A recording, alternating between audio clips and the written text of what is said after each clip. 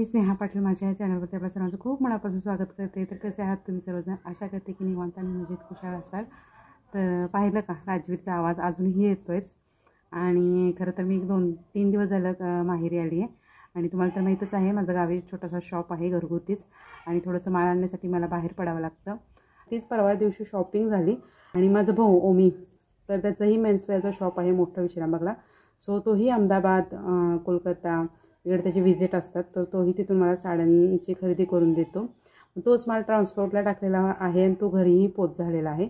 So माझं आज मत होतं सरांना उद्या सुट्टी असते तर थोडंसं राजवीरला घेतात, मग थोडंसं माझं काय आहे ते शॉपमधील सामान वगैरे सगळं लावून होईल या दृष्टिकोनातून मी आज निघत होते।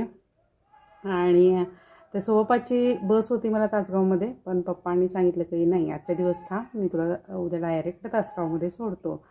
आणि खरं तर मला जायचं होतं, हे काय आवरूनही बसले, साडी वगैरे नेसले।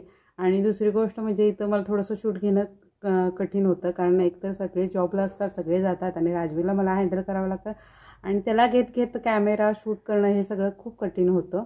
तो सतत कॅमेरा पुढे येतो आणि म्हणून म्हटलं मग आपण जाऊया, आपलं डेली रुटीन तिकडे व्यवस्थित चालू राहतं। आणि त्यानंतर मला किंजललाही खरं तर गावी घेऊन जायचं होतं 1-2 दिवसासाठी। सॅटर्डे संडे सुट्टीच आहे, पण संडेला त्याचा ॲबॅकस क्लास आहे, मंडेलाही त्याची एक एक्झाम आहे आणि सो तिचं गॅदरिंगही एक जवळ आलेलं आहे, त्यामुळं मग तिचंही कॅन्सल झालं नेणं। आणि म्हटलं मग थांबण्यात काय अर्थ नाही, आज निघायचं सगळं प्लॅन केला, बॅगही भरलेली आहे, बाहेर नेऊन ठेवलेली आहे। पप्पा तुम्ही आवराच मला सोडा म्हणत होते, पण शेवटी त्यांना नातू वगैरे जवळ असतील तेवढंच बरं वाटतं नाही का। मग असंही गोष्ट झालेली आहे। सो माझं आज जाणं कॅन्सल झालं, पण मम्माला म्हटलं नाही गं मम्मा खरं मला इथं व्हिडिओ शूट घेणार नाही, तुम्ही थोडा वेळ हँडल करते म्हटली, ती बोलली। आणि तरी तर राजवीरचं बघितलं ना किती आवाज येत होता। सो तिने आता थोडा वेळ त्याला घेतलेला आहे, तोपर्यंत म्हटलं आपण व्लॉगला स्टार्ट करूया। सो गेले 2-3 दिवस असंच थोडीशी धावपळीत आणि इकडे तिकडे चाललेलं आहे। त्याने माहेर म्हटलं की तुम्हाला तर माहीतच आहे खूप आळसही येतो, कोणतंच काम नको वाटतं आणि ॲक्च्युली मला निकिता किचनमध्ये मला ती फिरकूनच देत नाही। तर चला मग म्हटलं आज व्लॉगची स्टार्टिंग करू, उद्या तर मी सकाळी लवकर निघेन इथून आणि बघूया आजचा माहेरातला माझा दिवस। तिची चावी घेतलाय तुझ्या गाडीला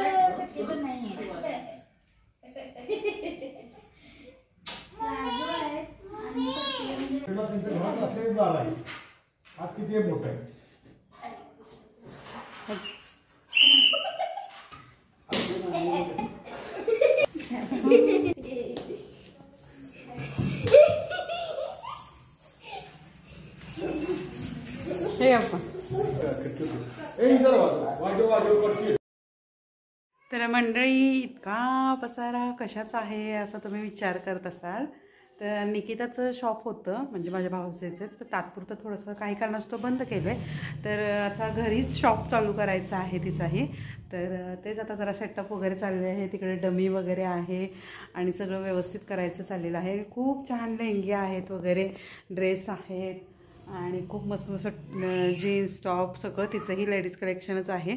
सो तिचं तर ते काम चालू आहे, मम्मा आम्ही थोडी थोडी मदत करतो आहे तिला आणि ते सगळं सेटअप करायचं आहे। सो ती ऑनलाईन आता बिझनेस चालू करणार आहे, इन्स्टावरती, यूट्यूबवरती, फेसबुकवरती तर तिचे पेजेस तुम्हाला पाहायला मिळतील। मी त्याची लिंकही तुम्हाला शेअर करेन जेव्हा हे सगळं तयार होईल तेव्हा। सो त्याचा सेटअप चालू आहे। तर राजवीर बघा कसा संधीचा फायदा घेतोय, पाण्यामध्ये खेळायला गेलाय तो, मला फक्त सर्दी होण्याचीच भीती आहे।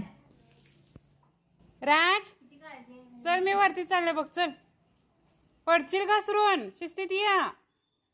मम्मी जर धर ग त्याला, या ये गो बेबी। मन की काय म्हणायचं, मन गाणं मान कदाचित ती चालू केलं नसतं तुम्ही म्हणलेस ना, चालूच नाही असं म्हणून। तर आमचा चाललेला आहे जिलेबी आणि मठ्ठा खाण्याचा प्रोग्राम। बघ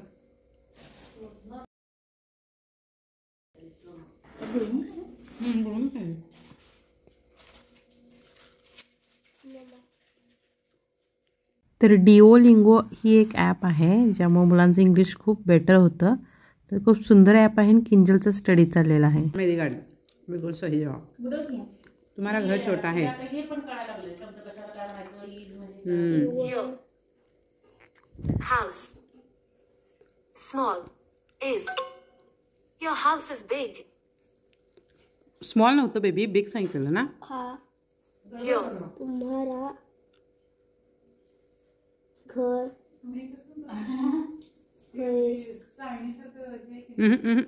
काय कैसा है मग हे आधी बडा पाहिजे. बडा आहे. हाऊस इज बिग ना. हे लास्टला यायला पाहिजे. काय हे लास्टला यायला पाहिजे. तुम्हारा घर बडा है. हां युअर हाऊस इज बिग. हे काय म्हणते त्याला इथं है पाहिजे हाऊस नंतर नाही बेबी, ते इंग्लिशमध्ये आणि थोडंसं आपल्या मराठीमध्ये फरक पडतो त्याचा. चेक करे. बहुत बढिया. मग सो थोड्या वेळाने इकडे बनणार आहे भेळ. मम्मी चिरते कांदा टमॅटो आणि भाग्यश्री बनवते चिंचेची चटणी. तोपर्यंत निकिता आणि मी थोडंसं सामान लावून घेतोय बाहेरचं. आणि राजवीर आणि केंजलची बघा दंगामस्ती. तर त्या तिकडे सगळे लेहंगे ठेवलेले आहेत आणि आणखीन इकडे कपड्यांचे घडी वगैरे चाललेले आहेत निकिताच्या. तर किती छान ड्रेस आहेत पाहू शकताय तुम्ही. मस्तच.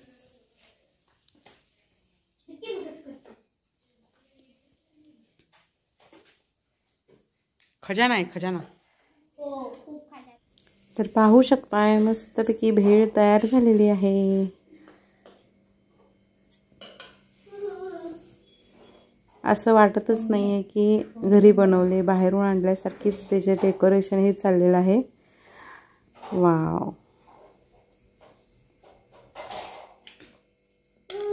Oh my God.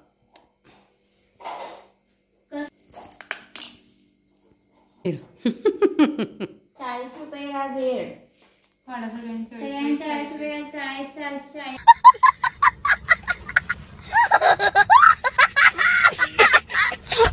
तर भाग्यश्रीने खूप छान भेळ बनवलेली आहे. खूप छान टेस्ट होती. सो आमचं 7 वाजता बघा भेळ खायचं, काहीतरी चटपट खायचं होतं म्हणून भाग्यश्रीने बनवले आणि 7 वाजता आमचं भेळ खाणं चाललेलं आहे. आता जेवण काय फारसं जाणार नाही. खरंच आजचा दिवस म्हणजे मी जाता जाता राहिले, पण तो दिवस मला सासरच्या माणसांमुळेच मिळाला. कारण सासूबाई फारशा म्हणजे असं स्ट्रिक्ट नाही आहे. जिथं चुकेल तिथं बोलतात. पण ह्या बाबतीत जर म्हणायला गेलं फोन केला तर म्हटल्या बघ तुझ्या विचाराने कसं काय, जर राहा म्हणत असतील तर राहा असं म्हटल्या. नाही तर ह्यात जर स्ट्रिक्ट असत्या आत्ताच्या आत्ता ये किंवा न बोलता असं गप्प राहणाऱ्या असत्या तर मला नाईलाजाने जावंच लागलं असतं. तर थोडासा एक दिवस रिलॅक्स टेन्शन फ्री राहायला मिळालं ते सासूबाईंमुळे. थँक्यू सो मच सासूबाई.